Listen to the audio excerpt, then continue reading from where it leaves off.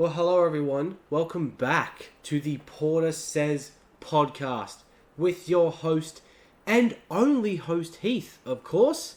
Porter is currently behind the camera, so he's technically here, even though he's not in the camera right now. So, thank you for tuning in this latest episode. So it'll be the same old, with this one. Some news, a couple of films. So let's just get straight into it. There's not a whole lot to talk about really. Mainly on this one, I'm actually going to be talking about 3 movies, but 2 in particular that I'm going to be reviewing at the very end. Some older movies that I feel like I'm sure some of you have heard of or at least know what the stories are or who the characters are. So the 2 films I'm going to be reviewing at the very end are The Adventures of Huck Finn from 1993 and Tom and Huck, which came out in 1995, so 2 years after. So I'm sure there are many Huckleberry, Finn, and Tom Sawyer fans out there, so stay tuned for that. And then, so we just, that's on today's agenda. That's today's agenda with this one. But let's, we'll go with the news first as usual. So, what seems to be the final trailer for How to Train Your Dragon, the live-action movie coming out in about a month or so, was released last week, I think. And I don't care what anyone says, the movie looks fantastic. I am so excited for this movie. Mainly because it is DreamWorks doing it, and it's not obviously, How to Train Your Dragon, the animated movie, wasn't a Disney movie. It's DreamWorks, obviously. So I have a feeling it could actually end up being pretty great. I'm glad that the guy who directed all 3 of the animated movies is coming back for this one. He clearly has a passion for it and has a reason to go back to it. And it's not just a simple cash grab. So I'm very, very excited to see where How to Train Your Dragon, the live action, goes and how different it is. Because I've heard there's been early buzz and stuff like that that's come out saying it's a little different. There's only so many shots that are very shot for shot from the original film. So you never do know. I'd say don't really judge a movie, and I've got to learn to do that, until it comes out. Even just with the trailer. Trailers don't do a whole lot, whether it sells you on the movie or if it doesn't.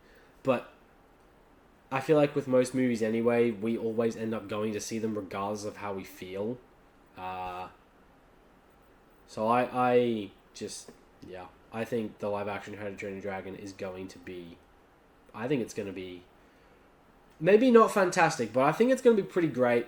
It won't top the original 3 animated films, but I think it'll come somewhat close.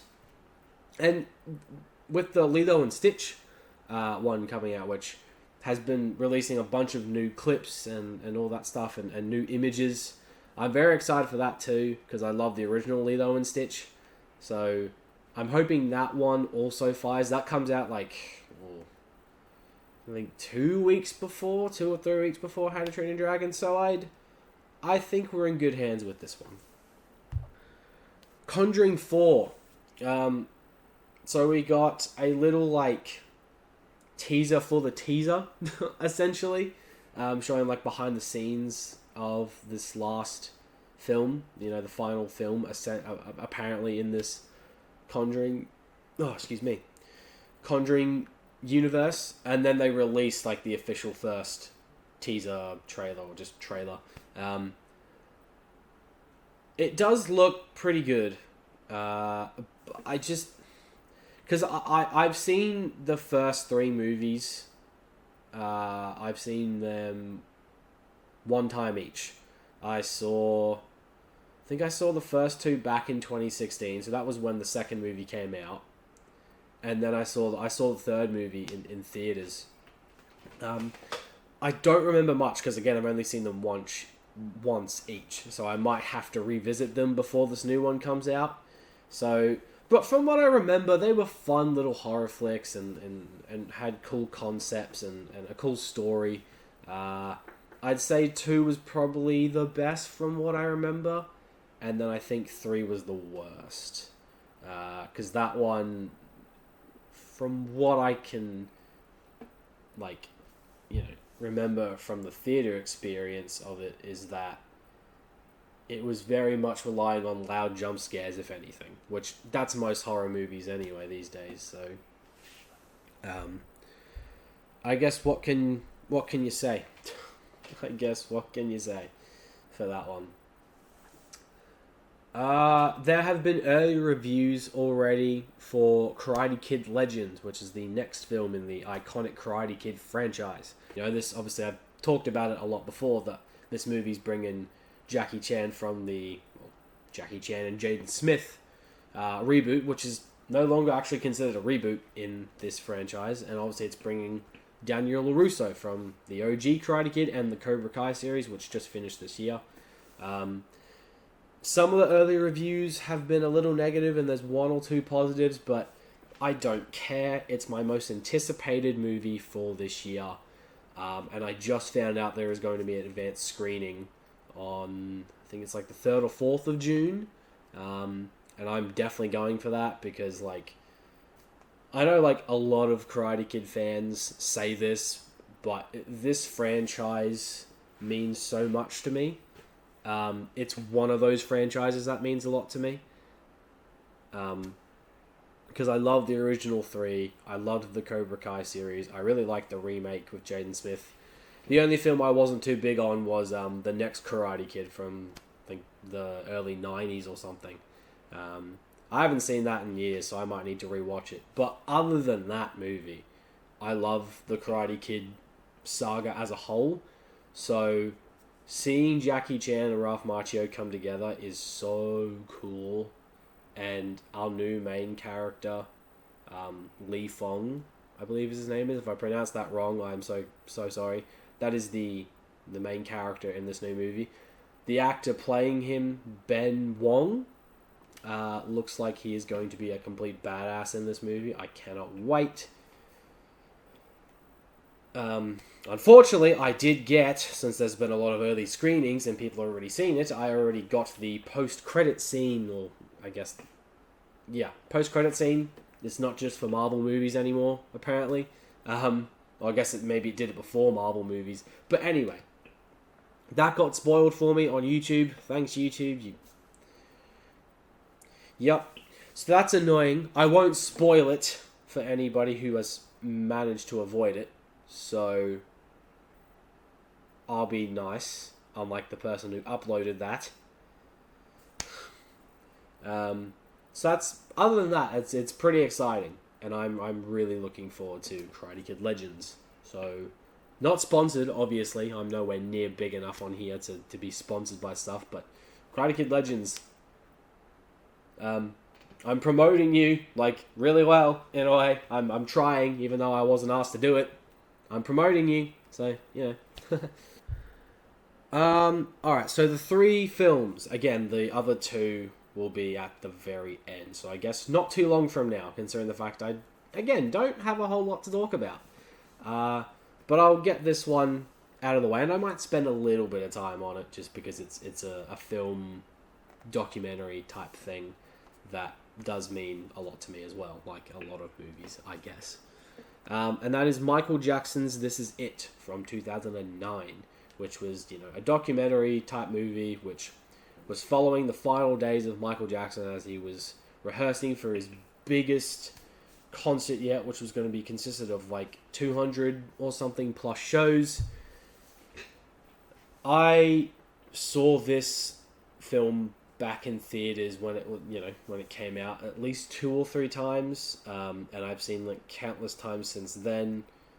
Obviously, you guys know my thoughts on Michael Jackson as an artist. I think he's by far the best one out there for me personally.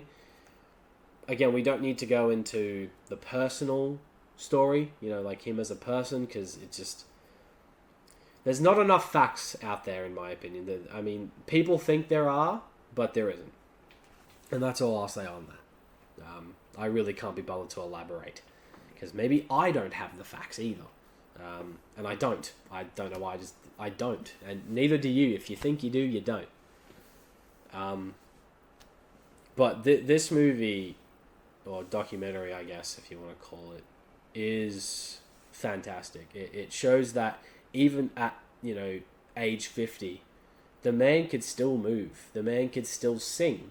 And he was always so passionate about it. And he was one of those artists, when he was talking to his crew and stuff like that, he never demeaned them. Like, if they did something slightly wrong or screwed up a little bit, he'd go, no, you got to do this instead of that. Like, this isn't there.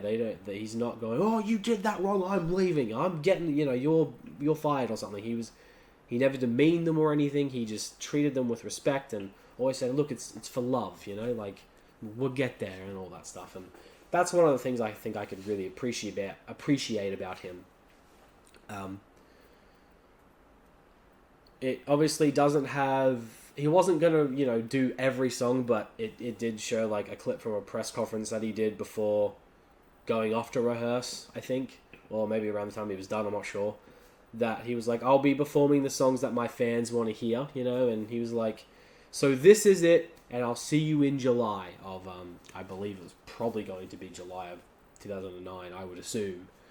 And it just, every time I watch this movie, it's usually like my dad and I are always watching it together. I always say, this concert, if it happened, it would have broken the world. It would have broken records. Think about it. 200 plus shows. That's wild to me. And I don't know, maybe a concert has come out that's done that. But even if this show had happened and it broke all these records, and then concerts come out after that, none of them would have topped it still. Like, people, obviously, like, I knew someone who well, I didn't really know them personally, but I kind of knew them through a friend of mine, who actually got tickets to the show, and then obviously, he unfortunately passed away, and we never got to see, him perform, like, in his final shows. We obviously got this, like, documentary to show that he was, really rehearsing and working his ass off to make these shows the best that they could be. And I think that's awesome. So this Michael Jackson's This Is It. It's like one of the best, like, it's a documentary. Am I right on that? It has to be. It's not like a biopic or anything, which there is that biopic coming out soon. So I guess, cool. We'll see how that one goes. But this film, showing his final days of what was going to be one of the, if not the biggest show in the entire world. It is the biggest shame that we never got to see it. But, he still lives on with his music, and yeah. Now we're getting on to essentially the main event of this, which it's kind of weird to go back to these two older movies. So, The Adventures of Huck Finn and Tom and Huck. I only watched these movies for the first time like a couple of years ago. And I had watched Tom and Huck a few times before I'd watched the Adventures of Huck Finn. So, if you don't know the story of these two, the essential premise is, like, I'm just going based off the Adventures of Tom Sawyer, which I don't know a whole lot about that story, really. I'm just going based off what the movie tells us. But I'll go in order of when the films were released. So you got The Adventures of Huck Finn, which stars Elijah Wood, Robbie Coltrane in a role, and Ron Perlman as the father of Huck Finn. So essentially, the story is with this film is that Huck Finn's like, you know what, screw it. I'm going to fake my own death and go out on these adventures with a slave named Jim, who is supposedly set free, but then it turns out there actually is a manhunt for him. So it's Huck, Finn, and Jim trying to get across the Mississippi to get away and go on all these adventures and get the freedom that they deserve. I really like the Adventures of Huck Finn. I think Elijah Wood is a really good lead. He's as good as this main character. It's just like such a fun adventure type of movie. It's got really cool vibes. I love the music in it. I love like a lot of the dialogue is so old fashioned. Like, oh, hell's bells, and oh, I thought we was friends, and all that type of stuff. I love the friendship between Huck and Jim. It's very very somewhat powerful, and you can tell that they really care for each other. Even times where one of them kind of like betrays the other, or in some type of capacity, they still want to be friends. And I really like that. Ron Perlman, I think it's Ron Perlman. Yeah, Ron Perlman as the father is wild. He's a weird dude. He, like, when he's drunk, he attempts to, like, kill Huck Finn, and then he wakes up the next day, when he's sober, and is like, what the hell happened to our house? And then, yeah, so Huck's like, yeah, what? I'm gonna fake my own death and make it look like my dad killed me. So, I really like this one. I think it's, as adventure kids movies goes, like, from the 90s, I think it's excellent. But if it was just as a film in general, it's really good. Like, it's a great movie. It's dated in a lot of aspects. There's a lot of line delivery that's not great and kind of poor. The pacing, in my opinion, of this one in particular really slows down in the middle. Like, once we get to Robbie Coltrane's character, and his other accomplice, I can't remember the character or the actor's name, it really slows down for a bit. It takes a while to pick up. But other than that, I think it's a really good movie. I'd highly recommend it. But then you've got Tom and Huck, which came out 2 years later. It's not connected at all, which is very weird. I thought it was, but it's not connected at all, somewhat. It's kind of its own little thing. So it's kind of from Tom Sawyer's perspective, who is, the friend of Huckleberry Finn in this one. You got Jonathan Taylor Thomas, who is playing Tom Sawyer in this film.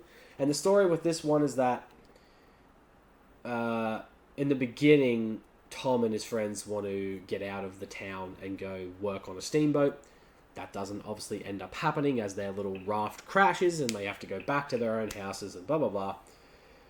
Essentially, we meet this version of Huck Finn, who comes along, and they witness a murder in the graveyard by the character of Injun Joe. And you've got one of the townspeople who's actually accused of murdering someone else in the town. And essentially, Tom and Huck go on this adventure to try and find out, prove that Injun Joe was the murderer, and there's all this other story about trying to find this treasure of, gold. So, that's not... You might want to look up the actual plot, to be honest. I don't think I explained it the best, but I tried. So, Tom and Huck.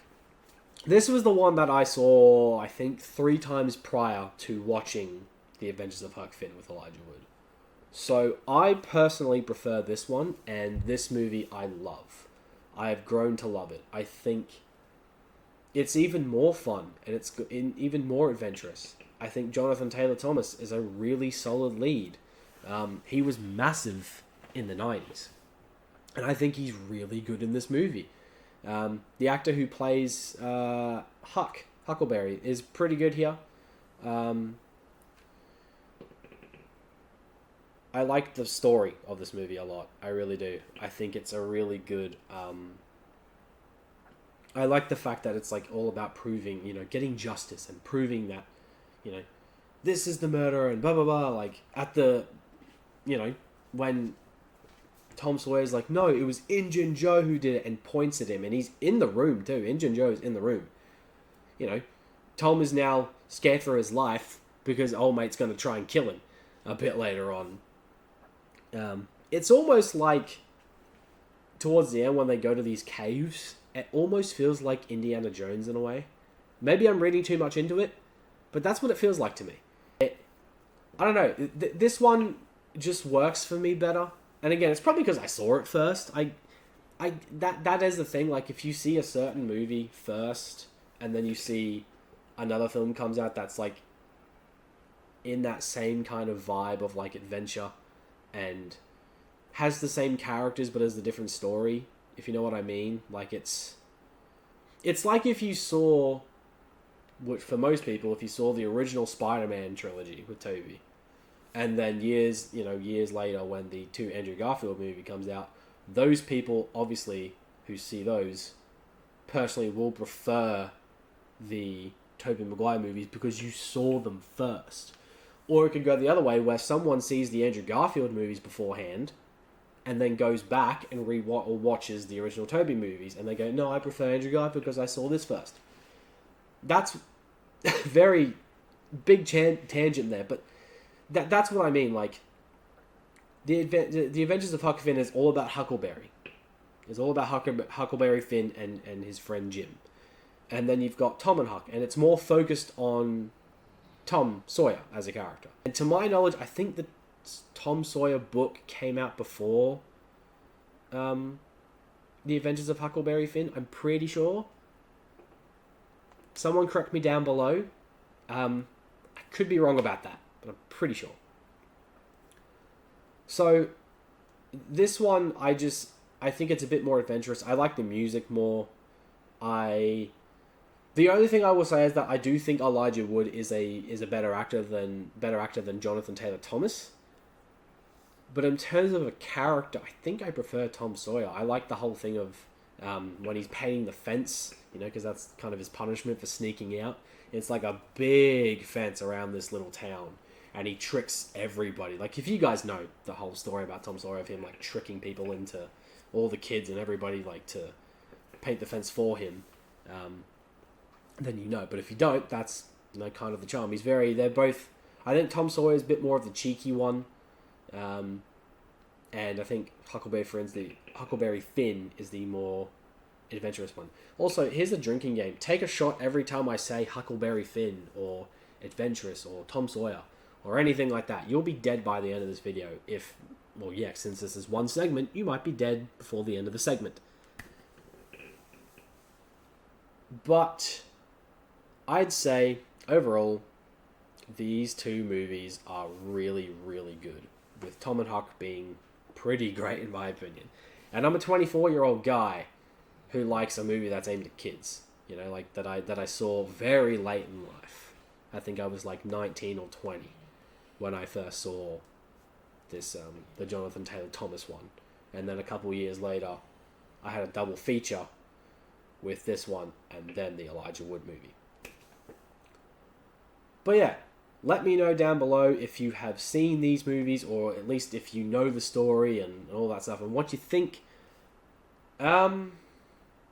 I guess that will be the end of today's episode of the Porter Says podcast with your host and only host, Heath. I want to thank you for tuning in to this one. Do like, share, subscribe, comment down below. Let me know what you thought of the pieces of news and stuff like that. And are you looking forward to How to Train Your Dragon, Lilo and Stitch, or Karate Kid Legends? All 3 is essentially what I was trying to ask. Are you looking forward to those films? I will catch you guys next time. Take care, everyone. Have a good rest of your week and a good weekend.